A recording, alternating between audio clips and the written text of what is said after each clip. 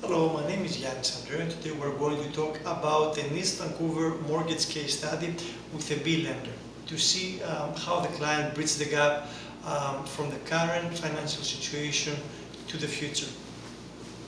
In terms of the purchase price, we have 1.2 million as a purchase price. The down payment is 480,000. The loan to value is 60%.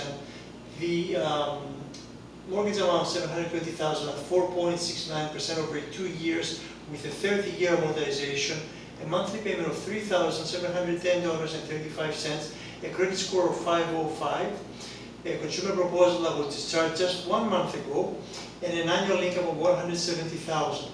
The debt ratios are under 25%, and in 2 years the client will be able to qualify with an A lender, assuming that the credit score rises at least over 600 and the credit history is impeccable for 24 months. Thank you so much for watching and have a wonderful day.